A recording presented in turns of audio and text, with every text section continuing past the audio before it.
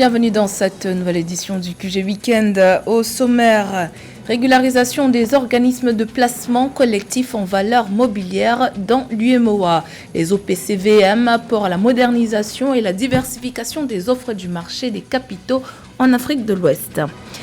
Le secteur maritime marocain résiste face à la pandémie de Covid-19. Les chiffres du ministère de l'Équipement et de l'Eau l'attestent. Le trafic portuaire global a enregistré une hausse de 11,6% en 2021. Et puis, le Cameroun projette de dépenser plus de 600 milliards de francs CFA dans les 3 années à venir pour améliorer son offre en matière de santé. Pour la seule année de 2022, le pays envisage de dépenser 203,23 milliards de francs CFA.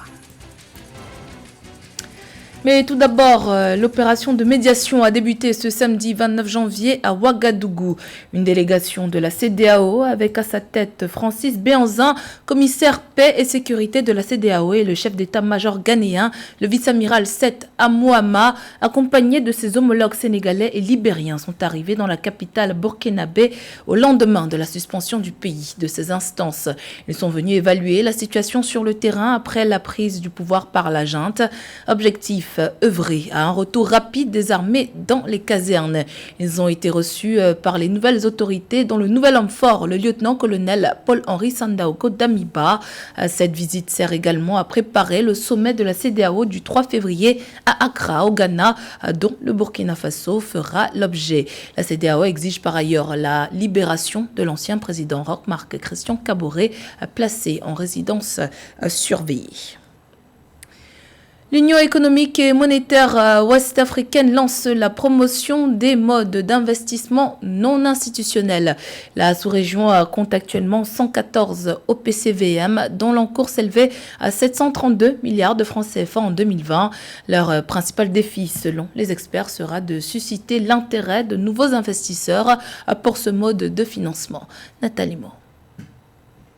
Dans le processus de modernisation de sa bourse régionale des valeurs mobilières, l'Union économique et monétaire ouest-africaine lance la promotion de modes d'investissement non institutionnels. Avant la fin du premier trimestre 2022, une nouvelle réglementation sur les organismes de placement collectif en valeurs mobilières, les OPCVM, va entrer en vigueur avec pour enjeux principaux l'intermédiation et la capitalisation boursière.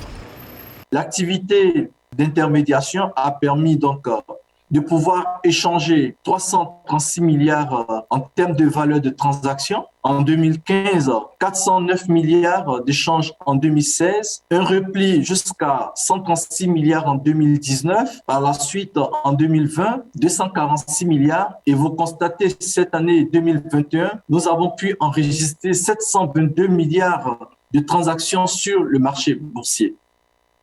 La formalisation des OPCVM répond à un souci de modernisation et de diversification des offres du marché des capitaux en Afrique de l'Ouest. La sous-région compte actuellement 114 OPCVM dont l'encours s'est chiffré à 732 milliards de francs CFA en 2020. Leur principal défi, selon des experts, sera de susciter l'intérêt de nouveaux investisseurs pour ce mode de financement. Même si la bourse nous vient d'autres marchés beaucoup plus matures tels que l'Europe, l'idée n'est pas systématiquement peut-être de calquer les outils de distribution qui existent. Mais encore une fois, je pense qu'il faudra les adapter et voir quel est le bon vecteur, quel est le bon moyen de communication qui permettra d'amener le message jusqu'à la personne. Si c'est organiser une partie de tam-tam dans un quartier et les gens dansent et savent c'est quoi la bourse, il faut y aller. En 2021, l'UEMOA a mis les organismes de placement collectif en valeurs mobilières sous l'encadrement des fonds d'investissement alternatifs. Le nouveau cadre réglementaire vise l'interconnexion entre la bourse régionale des valeurs mobilières de l'UEMOA et les autres places boursières du continent. Malgré les effets de la crise sanitaire mondiale, au Maroc, les secteurs maritimes et portuaires ont globalement montré une grande résilience. Le ministère de l'Équipement et de l'Eau fait en effet état d'une hausse de 11,6% enregistrée au niveau du trafic portuaire global, passé de 172,1 millions de tonnes en 2020 à 192,1 millions de tonnes en 2021. Nathalie Mo.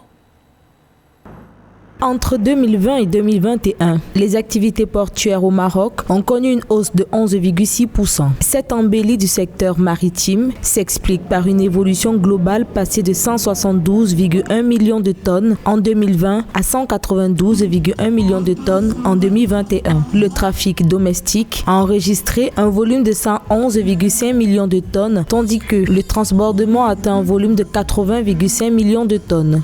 Dans le royaume chérifien, depuis quelques années, nous voyons que le secteur portuaire occupe une place prépondérante dans l'économie du pays. Et déjà, on voit que le port de Tanger est l'un des ports les plus importants du monde. Cela montre que le Maroc s'est engagé inexorablement dans le développement de toutes ses infrastructures et dans le développement de son pays d'une manière globale.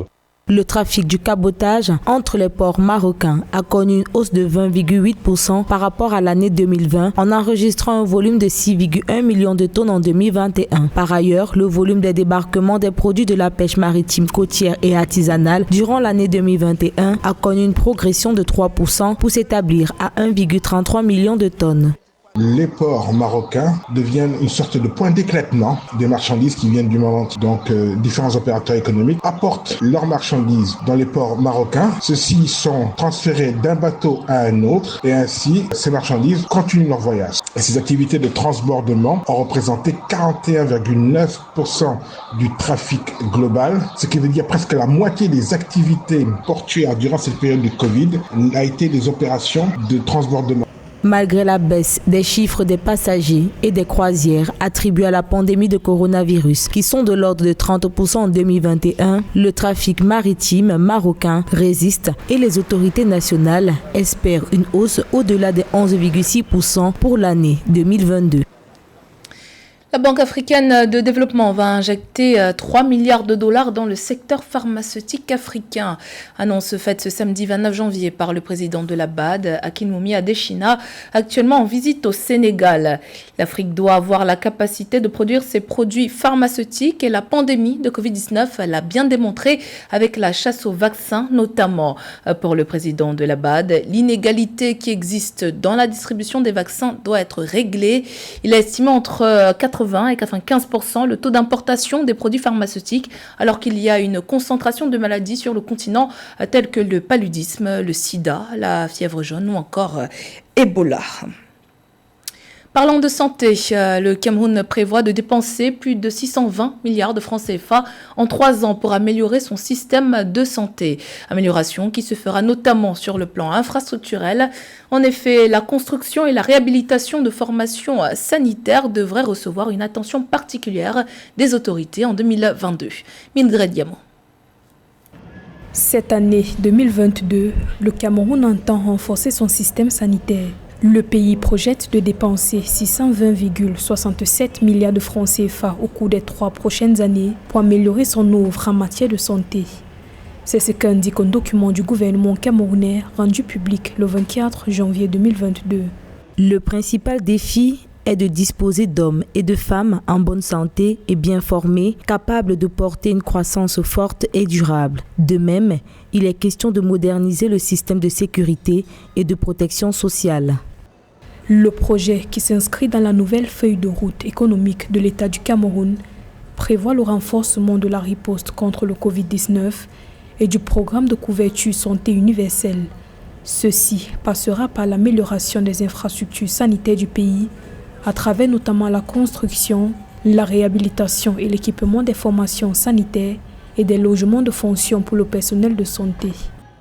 On a quand même une offre de soins, un plateau technique qui a été augmenté et il s'agira en 2022 effectivement de renforcer ces acquis afin qu'on puisse avoir une santé qui soit disponible pour tout le monde. L'acquisition des motos tricycles transformés en ambulances sont autant d'outils qui contextualisent la réponse qui est nécessaire pour amener la santé de qualité à toutes les populations. Donc 2022 devra être une année extrêmement importante pour faire prendre le bon tournant de la couverture santé universelle, mais également du renforcement du plateau technique qui fera du Cameroun un véritable hub en ce qui concerne l'accès à la santé de qualité.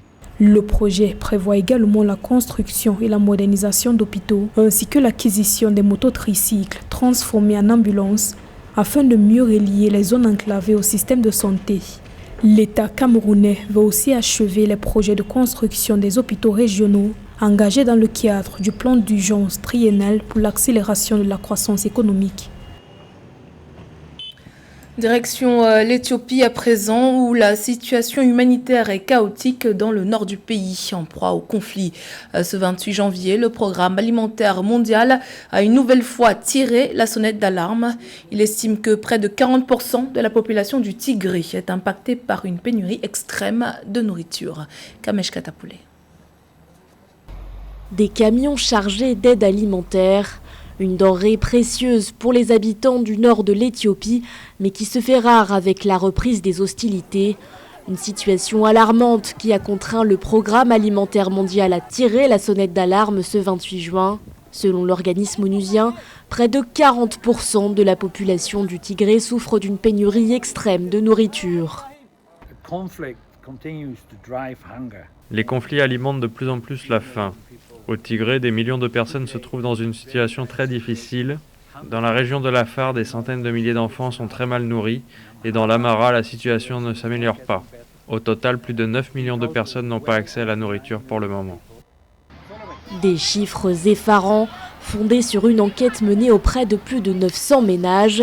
Entre le blocus humanitaire, la pénurie de carburant ou encore de fournitures, la crise alimentaire risque de s'aggraver pour ces familles qui, au cours de ces derniers mois, ont reçu approximativement 30% de leurs besoins caloriques selon les données du PAM.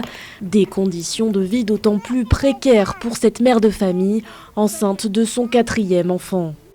À cause des pénuries alimentaires, nous nourrissons d'abord nos enfants. Et s'il reste quelque chose, nous pouvons manger. Sinon, nous nous endormons le ventre vide. Même si je suis enceinte, je n'ai jamais un repas complet. Cela fait 6 mois que la région du Tigré est confrontée à un blocus humanitaire. Un blocus dénoncé avec la plus grande fermeté par le patron de l'OMS, Tedros Adhanom Ghebreyesus, qui l'avait notamment qualifié d'épouvantable.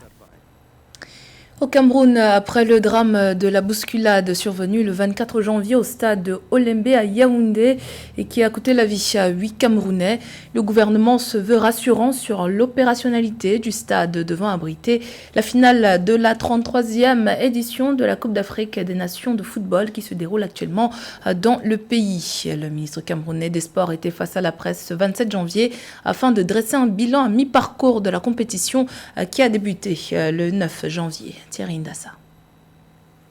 Le stade Olembe de Yaoundé est en mesure d'abriter le reste des matchs de la Coupe d'Afrique des Nations en cours, notamment le match de la finale, prévu le 6 février 2022. C'est un des points essentiels à retenir du point de presse qu'a accordé le 28 janvier à Douala le ministre camerounais des Sports à la presse nationale et internationale. Un rendez-vous avec les médias pour dresser un bilan à mi-parcours de la 33e Coupe d'Afrique des Nations qui se déroule en terre camerounaise. Une CAN de très bonne facture selon Narcisse Mouélé Kombi, tachée cependant du drame survenu le 24 janvier lors du 8e de finale Cameroun-Comores et ayant causé la mort de 8 personnes. Il est évident que les 8 d'Olembe, ses compatriotes qui nous ont quittés, sont morts pour leur passion du football. Le football qui apparaît aujourd'hui comme la principale source de divertissement des masses.